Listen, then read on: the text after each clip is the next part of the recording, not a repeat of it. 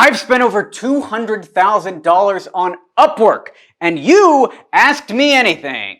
And by I've spent over $200,000 on Upwork, I mean Div Sharma has spent over $200,000 of mine and Robert's money on Upwork, and you asked us anything. So let's dig into it today on the channel. Let's go! By the way, before we jump into it, if you wouldn't mind subscribing down below and smashing that like button, we need your likes to get more money to spend on Upwork, apparently. So we've spent over $200,000 on Upwork. You can see right here, we have 407 jobs posted, $200,000 total spent, over 372 hires, and $8.09 is our average hourly rate for 19,000 hours. How does that make you feel? I think I usually don't hire people hourly now. We used to be. And even $9 an hour is still, we kind of feel like, people should charge more. Basically, going back to American English, if they were able to not use Upwork ever since the beginning, they could have charged more than this. It's true. And I think this is kind of thrown off too, because you can see our Upwork was a member since 2013, and they didn't used to have minimum wage. I was using it on Odesk. I was paying people $2 a week. At one point, nobody cared. People were just taking stuff. I wrote this blog post a long time ago for my old blog, Following the Rules, where I hired a guy from the Philippines to manage my Twitter for a full week for $20. And he was just a full-time Twitter user for 20 bucks. So here we go. Alex, great to find you for a longer-term contract with agreed-upon fixed price. Does it make sense to structure with monthly milestones, where what is submitted to a client is just a list of what was delivered? In essence, fixed price is just divided by number of months. Monthly milestones? I mean, it could get it, but where are we looking? What kind of service are we looking? Like newsletter that Dennis is doing? It's still like an ongoing thing, right? It's tied to, I don't know what kind of project is he talking about that takes months, like a movie editing thing? So the last project we did like this was the book, Cold Email Manifesto, coming soon, where we had a writer that was working with me, and it was, I think, $8,000 flat fee for the project, and it was spread out over 3 or 4 months, with the milestone being delivered as it was number of words written. So every time a certain number of words was written, he got $2,000 as part of the contract. So that's exactly how we structured it. It wasn't based on time. It was based on words delivered. Some months he did 2, and some months he did 1 of the milestones. And that's it. And he's waiting for the last payment because I'm waiting for the final book to be edited. So he has 6 of that 8K right now. Moving on to the next one. How much of that was tips? None. We don't tip on Upwork.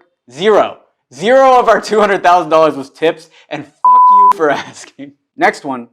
Your overall numbers are decent, but average pay rate is pretty low. I agree. That's actually how we started this video. I agree. I started on Upwork because at the startup I was working at in New York City, I didn't want to do cold calling, so I hired Regel Matelka from the Philippines to do my cold calling, and I was actually paying a fair rate, I think 12 bucks an hour, and I remember thinking it was very expensive. I was definitely going out of pocket for Regel. So do we pay a fair rate to our people? Well, we try. We try. We're a small business. We're hurting over here. Yeah, I mean, we can't just pay a newbie on Upwork, pay him like, $50 an hour, and they have no work to show for. So we just pay based on their experience and everything, yeah. And that's all it comes down to, and it's up to the freelancers. One, if you want to make more, it's up to the freelancers to go to different clients, because you can see our 200K paid, and you can actually see our average hourly rate. So if you want to make $500 an hour, we're not the clients to work with. The only reason I would say we're a bad Upwork employer is on the pay side, but we select the people that want to be paid low, and they want to be paid low because they write their low price. The people that want to be paid high get hired by people that want to pay the higher rate. That's all it is, which we actually hound hard in our American English course, which is focused on how Upworkers can get paid more. And basically what we talk about is there's no difference really between an $8 an hour profile and a $150 an hour profile. It really is just one guy asked for 8 and the other person asked for 150. So if you are on Upwork, I highly recommend 10xing your rate immediately and jumping into American English, which you can do down below. And Divaj Rakra came to our defense. He said, this is most probably because of VAs charging low rates but working a lot of hours, decrease the average hourly rate then. Maybe. I think it's VAs charging a low hourly rate, lower than they might be worth, but if they charge higher, they wouldn't be hired by us. So they'd be hired hopefully by a different organization. For which service you have hired the most from Upwork? Video editing. Video editing. Div's hired a lot of video editors. We've spent thousands of video editors, but at least 8,000 of that was for ghostwriting of this book. We spent a couple thousand on coding. At least Twitter Threader was 1,000. Browse Domains was half $1,000, like $500. Cold Email Consultant says anything. Best practices for funneling leads from Upwork to email and bypassing those annoying fees. We do not do that. We like Upwork fees. And you remember why we only use Upwork and we don't take people to email? I mean, we can track everything. Everyone is, as you said, everyone is like using Upwork. Michelle's team, Robert's team, basically. I use it. Everyone uses it, and we can track it if something goes out of the budget. That's why we're using Upwork. We had an editor charge us. Do you remember what this was? How crazy this was? Yeah, he was like billing us like, I don't know, thousands of dollars for a month. $1,000 for a month, not delivering as many as he was charging. He just kept increasing the bills, and we just kept paying it because he was on PayPal. Yeah. Michelle was just paying the invoices. Some of our team is on salary, like Div is on salary. I think Ankit, Vishal, like the non-Upwork people are now off Upwork. We trust people a little more. Yeah. But if you get hired on Upwork, very, very low, probably zero chance we're going to pull you off of Upwork. As a freelancer, how to submit the right proposal? I took a trick from you, right? So I put a job post. Some guy to blur some stuff out. That was my title. I just put a job post, straightforward English. And usually at the end, I just say, if you read till the end, just say this word as salutation. That's smart. So put your keywords in the profiles. Chris says, have you ever spoke with a man named John Doe, but he somehow has a Pakistani accent? So have we dealt with people in other countries pretending to be Americans? I don't really talk to these people on the phone. I don't know what their accents are. So usually I just like talk to people. Just I basically go through their profiles, of course, but also go through their messages, see what time zone they're in, how fast can they deliver, what's their past is like, past testimonials and everything. As long as someone is doing the job they're supposed to do, doesn't matter where they are from, as long as they can communicate properly, American English. So yeah, I just do it based on that. But I talk to someone before hiring them. So I'm really glad he's on our team. So we've been building a nice Indian army over here. We got like, 8, 9 people from India. Yeah. I love India, by the way. I haven't told you guys, I am such a big fan of India. I never want to leave. And I'm excited about American English. I'm excited about everything we're doing.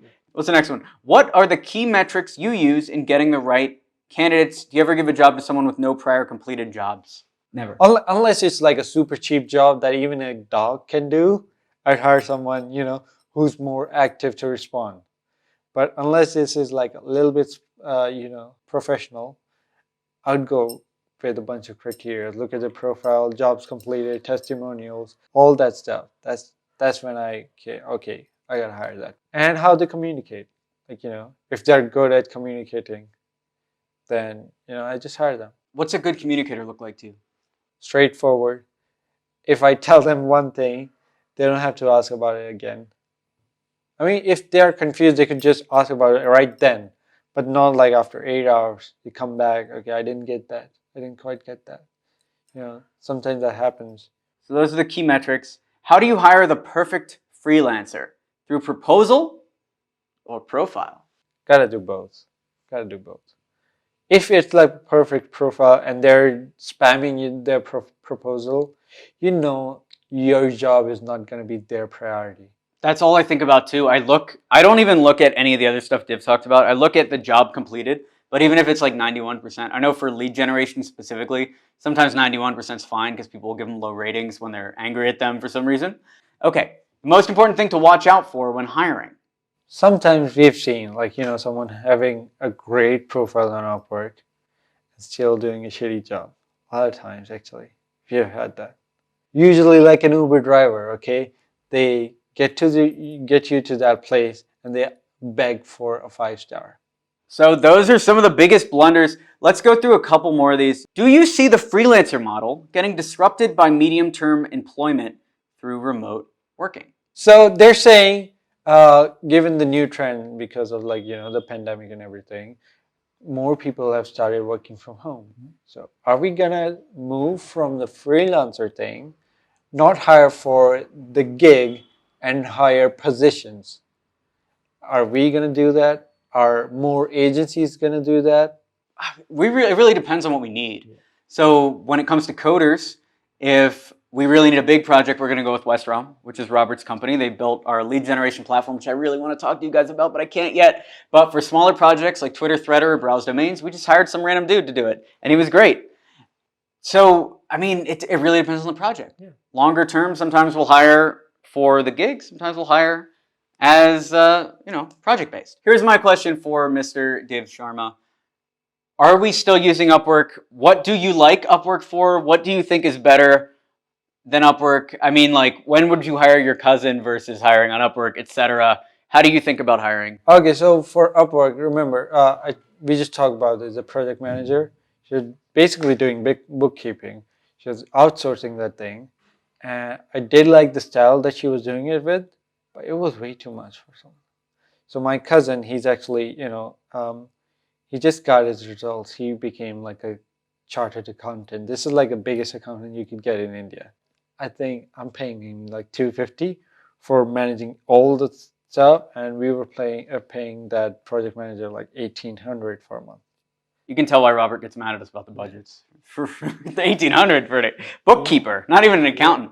So when it comes to Upwork now, we use it mostly for project-based, task-based work, and work where we don't have somebody at the ready. So if Div knows somebody and it's for our Indian Army on the Alex Berman brand side of things, then we'll use somebody Div knows. If we don't know somebody, or if it's me just going rogue at 3:30 in the morning hiring somebody, I'm most likely going to use Upwork. And we have recently for lead gen. We recently hired one as a ghostwriter. And those are our two main ones. We also hire spot video editors. If our main video editor, Deshaun, who records this, if he's too busy with content, we need like something quick, and we don't want to do it ourselves, then we might pay somebody $10 or something to do it on Upwork. Yeah. What do you use Upwork for, friend? Let me know down in the comments below. Thanks for watching this video, and before we jump into the next thing, I want you to watch what we're about to show you right now. This video is brought to you by Cold Email University, the easiest way to learn cold email and start booking massive deals for your agency or software. Thanks for watching the video. Be sure to smash that like button to encourage this type of content on YouTube. Subscribe down below for more videos like this, and we'll talk to you soon. Let's go into the next video, and I will see you later. This is Div Sharma. I'm Alex Berman. Hope you have a good day. Let's go.